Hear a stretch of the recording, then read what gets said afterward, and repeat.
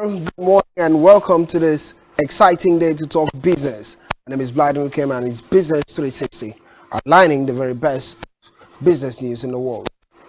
In today's Business 360, we'll look at the key features. But one key factor from a Nigerian point of view is the upcoming election. Nigeria is set to hold its fifth presidential election under its fourth republic tomorrow, 25th.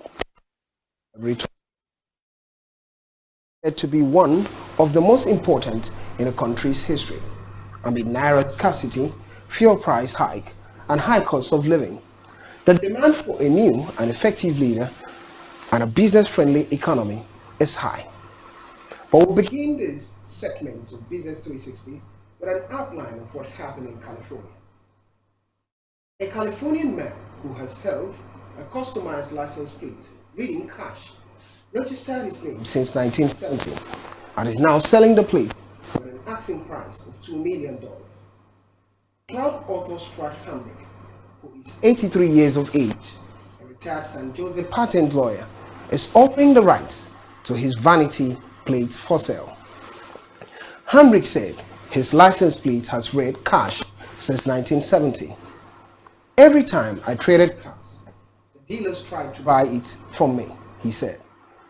I told them I wouldn't sell it for $1 million. Hamrick is sticking with the statement asking for $2 million. Are you talking about $2 million for a cash plate?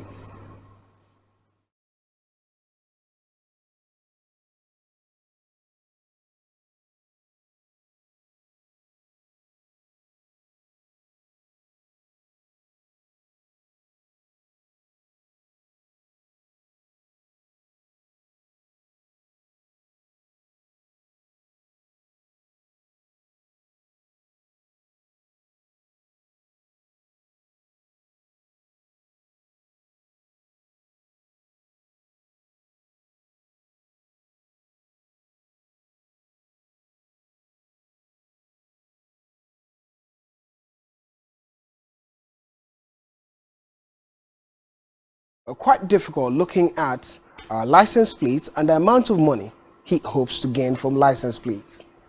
Well, let's move to cryptocurrency outlook. The former boss of collapsed crypto exchange FTX has been hit with 4 new criminal charges accusing him of conspiring to make illegal political donations and to commit bank fraud, according to reports. Sam Bankman-Fried has already pleaded not guilty. FTX filed for bankruptcy last year, leaving many users unable to withdraw their funds. Mr. Bankman-Fried now faces a total of 12 criminal charges. The concerns are still there regarding FTX, one with Bankman-Fried and the other one with customers having difficulties to withdraw their funds. Also, streaming giant Netflix has cut prices in more than 30 countries as it attempts to attract more subscribers. Prices have been cut in parts of Asia, Europe, Latin America, Sub-Saharan Africa, and the Middle East. It comes as a rising cost of living sees households tightening their belts, and Netflix faces increased competition from rival services. Countries in which subscription charges have been lowered include Malaysia, Indonesia, Thailand, the Philippines, Croatia, Venezuela, Kenya, and Iran. And from an African perspective, Tanzanian billionaire Rostam Aziz has been granted a license to build a cooking gas plant in Mombasa, Kenya, to compete in the Kenyan cooking gas market. The entry of Taffa Gas, owned by Aziz, is expected to trigger a competition for control of the Kenyan LPG market with existing players like Mohamed Jaffa, owner of Africa Gas and Oil Limited. The construction of Taffa Gas and its plant is expected to increase competition, lower cost, and improve supply of cooking gas in Kenya. Let's look inward from a Nigerian perspective regarding NBS report. Nigeria's manufacturing growth in 2020 slowed by 24.7% to 6.93% compared to 31.66% in 2021, according to a new report by the National Bureau of Statistics. The nominal gross domestic product of the manufacturing sector in the last quarter fell by 16.6% from 25.52% recorded in 2021 to 8.86% in 2022, on the back of the challenging business environment in the country. According to the Chief Executive Officer of a Center for the Promotion of Private Enterprise, Dr. Muda Yusuf, the operating environment had remained very bad and challenging for many of productive sectors of the economy. The combined forces of high energy cost and inflationary pressure had interplayed to weaken production for some of the major players in the economy, he noted. And that's the outlook of concern from a Nigerian perspective. Looking at NCC's recent report, the Nigerian Communication Commission (NCC) has stated that there will be no telecommunication shutdown for the elections. It stated that all network operations would run as usual. It said this in response to information circulating about planned network shutdown for the elections. The NCC said, "The Nigerian public consumers of telecommunication services and all bank customers are advised to ignore these messages that insinuate deliberate network shutdown or disruption of services such as online transfers in the Nigerian telecom network." Seem to say all you hear on social media might not be correct. It's time to move to the global economy to see the outline within other worlds and economy. Beginning from US. The US economy grew at a 2.7% annual rate in the final 3 months of the year, according to the Commerce Department. That is less than the previous estimate of 2.9% growth in the quarter. The slower increase in gross domestic product, a broad measure of economic activity, could be a sign that the Federal Reserve's series of steep interest rate hikes are having more of an impact than previously thought. Other recent economic readings, including the very strong January job report and a strong rebound in retail sales, suggest the Fed could do more to try to beat back inflation through higher interest rates. Talking about inflation and talking about interest rates, the big question from a US perspective is, are we experiencing 70s style inflation? Inflation in the 1970s proved to be highly recalcitrant, hitting a high of 12.3% year-on-year in 1973, before surging again in 1979 to an all-time high of 13.3% year-on-year. Could this pattern repeat itself today? Let's find out from Ira Astin, as presented by the CME Group. In the 1970s, inflation peaked, then made a comeback. Paul Volcker was caught in a dilemma, had to go back and fight it once again. So the question is, are there any parallels with what's going on in the U.S. economy today? And the answer is simple. We don't know yet. We haven't seen inflation peak. We haven't seen it come down, except in certain sectors. In the housing sector, you've seen that. But if you step over to the service sector, I don't think you can say that labor has fallen in that sector. I'm not convinced you can even say it in the industrial area. Today, Home Depot was forced to raise wages to a minimum, not high, but again, they had to raise them in order to retain employees. So that is inflationary. Every time you raise a price, it's inflationary. So it's too soon to say that we're in the same dilemma Paul Volcker was, but the one thing you can count on, Jerome Powell doesn't want to fall into that trap of lowering and then having to come back and raise them. While there are concerns about inflation in the US, whether the Fed should slow down interest rates because inflation might have peaked, there are also concerns of uncertainties on the other hand. But let's move to Asia, talking about Japan's inflation rate, which reached highest in 41 years. The annual inflation rate in Japan rose to 4.3% in January 2023 from 4% in the prior month. This was the highest reading since December 1981, amid a rise in prices of imported raw commodities and yen weaknesses. Meanwhile, core consumer prices increased by 4.2% year-on-year, the most since September 1981, matching market focus, but above the Bank of Japan's 2% target for a 10th straight month. It would be a good time to look at the charts indicating inflation in Japan. The outline has shown some difficulties going to 41-year high. Inflation in Japan as at 2022 April went up to 2.5% from previously, which it was at 1.2%. It was a steep movement, neither going really upward or downward, but on a range path to 2.6% in July 2022, and as at October 2022 it went further to 3.7%.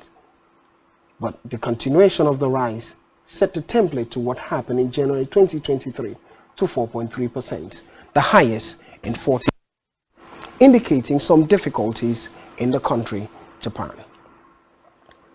Let's look at Africa's perspective. Zambia. Zambia inflation rate quickens in February. The annual inflation rate in Zambia rose to 9.6% in February of 2023 from a near 3.5-year low of 9.4% in the previous month on the back of weaker kwacha. Food price growth was steady at 11.6%, while non-food prices accelerated 6.9% against 6.4% in January, driven by rising fuel and charcoal prices.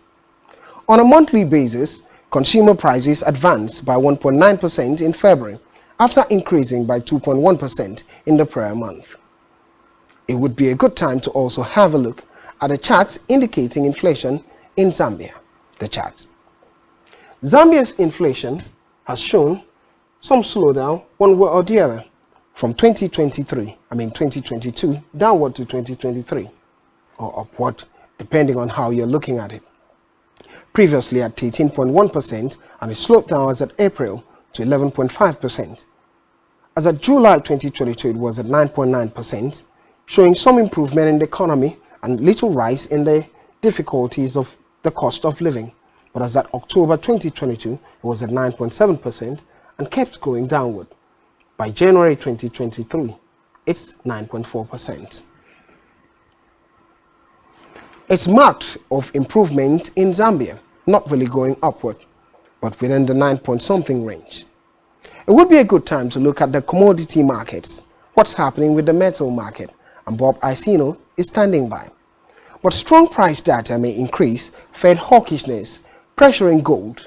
According to Bob, let's find out what the weakness in gold is.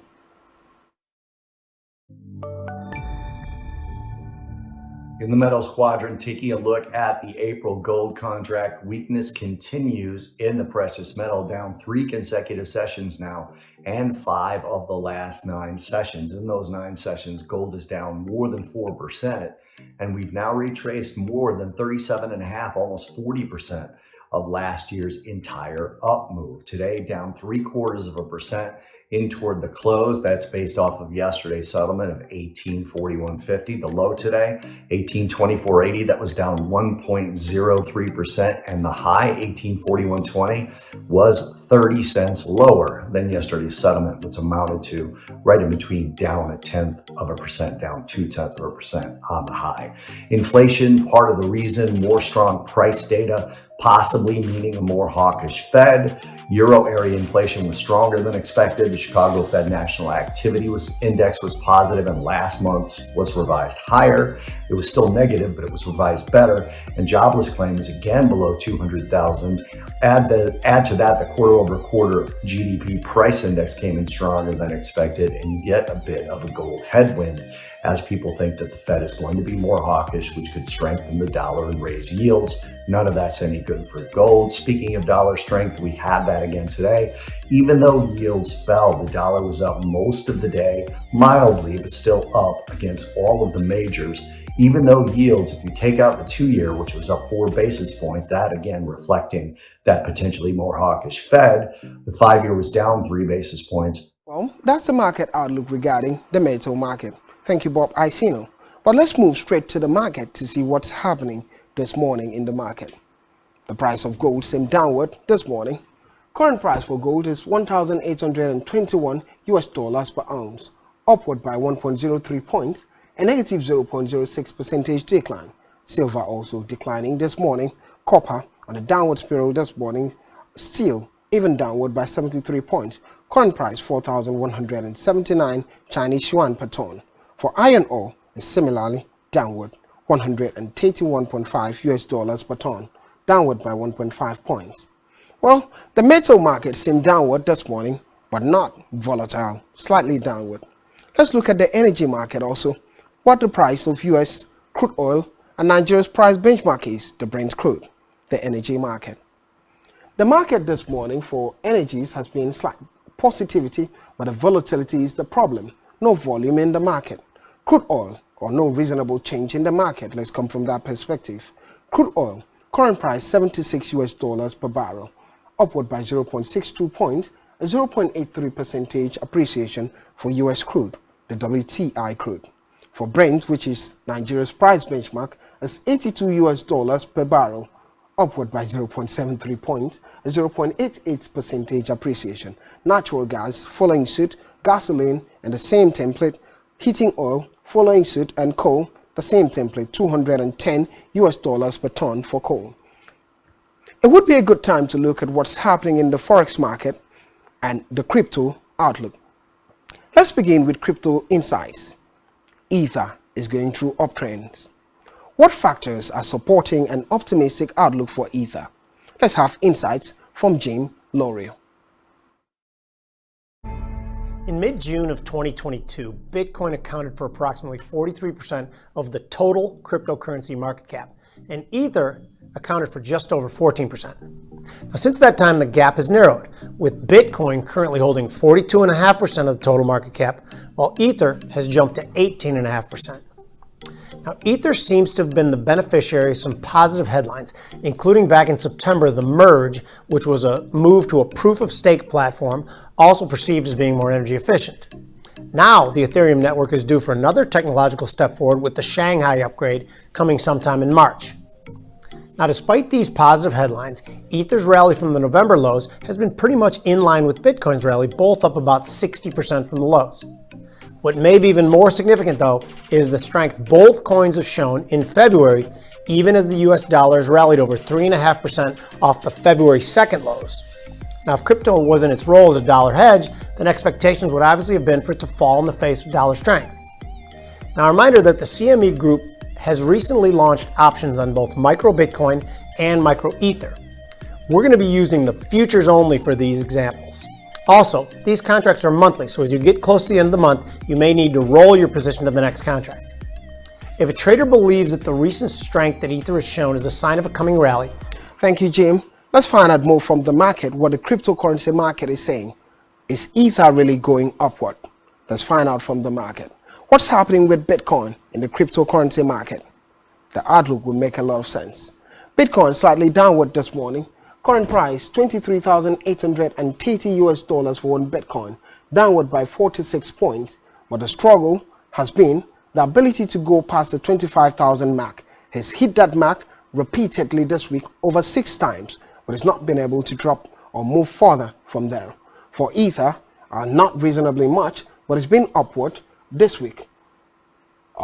Ether did drop this week by negative 2.72%, but there's been a recovery in Ether comparatively to Bitcoin, a 2.41 points appreciation, a 0.15% appreciation this morning. Current price for Ether is $1,647 or $648 for one Ether. And Jim Lorio is saying Ether seems to be on the uptrend.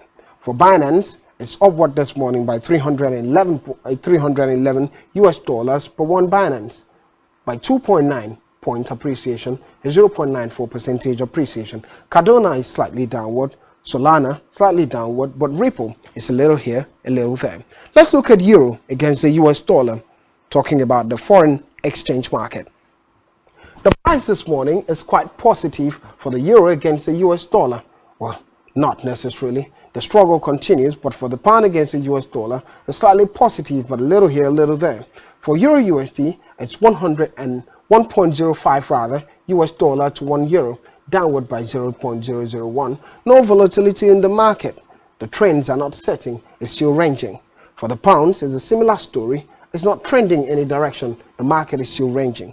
For the Aussie against the US dollar, the struggle continues similarly. Let's see the perspective of Naira against the US dollar in the market.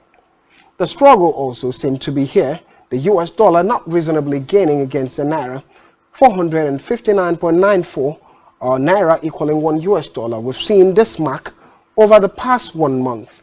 It's been back and forth from 460 to 459. For the euro against the naira, is a slight decline for euro against the naira at negative 0.25 point, a negative 0.05 percentage decline as at the close of yesterday's market. For the pounds to the naira, a similar story, a negative 0.781 points decline. Let's also move to the parallel market to see what the outline is for naira's performances so far. Current price, if you're for buying rate for dollar to naira, it's 767 naira to $1. For selling rate, it's 760 naira to $1.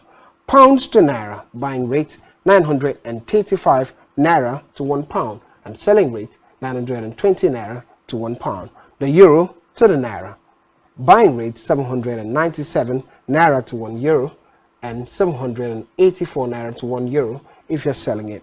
That's the outline regarding this. It would be a good time to look at what the global stocks are saying also. Beginning with equity market, Scott Bois is standing by to give us an outlook on it. Stocks close slightly higher as questions about the Fed hawkishness remain. Scott Bois discusses S&P 500 and Nasdaq futures. Let's hear him. More uncertainty in the markets, really about what future rate hikes are going to do to the economy and potential recession. S&P traded from 39.70 up to 40.30 today. Did hit just below the 50-day moving average. The Dow in a 500-point range. NASDAQ over a 200-point range after trading just below the 200-day moving average. And yesterday's Fed minutes showed that they're still very hawkish overall, and they're going to do what they need to do to fight inflation. Rates ticked higher this morning, then settled back to nearly unchanged on the day. But the CME FedWatch tool now pricing in over a 50% probability of an additional rate hike in June. Even stellar earnings out of a NVIDIA, up 15% today, couldn't really get the momentum going in the marketplace, though we are higher going into the close. And tomorrow morning, we've got PCE numbers. Vol-Q down slightly today, about 25.5, but still up about 7% over the last week. Yesterday, heavy volume in the end of week for February 34.50 puts, and there is a huge volatility difference between at the money implied vol tomorrow versus Monday in ES options, about 23% to 15%. Bitcoin, moderated volatility, hovering right around 24,000. Lower volume today, about 15,000 contracts. Thank you, Scott. It would be a good time to look at what's happening from a Nigerian perspective, the Nigerian stock market at the close of yesterday's market. The equity capitalization in the Nigerian capital market rose by 0.6% at the close of trading yesterday. This represented 180.2 billion naira growth in the value of investment at the capital market from 29.58 trillion naira to 29.76 trillion naira after 5 hours of trading. Similarly, the all-share index rose by 330.85 basis points to close at 54,646.38 points.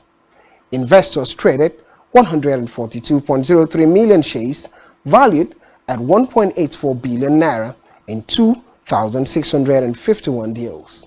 Let's look at the top gainers then. Magnico led the gainers list with a 9.09% rise in share price, moving from 55 kobo to 60 kobo per share. Also, the top bottom losers.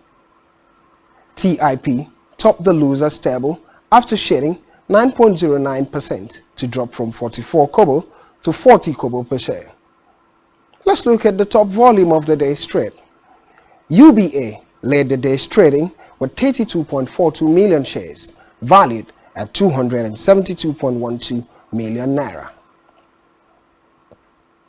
Here's where we draw the curtain on today's edition of Business 360. My name is Blyden Kim. Thank you for watching.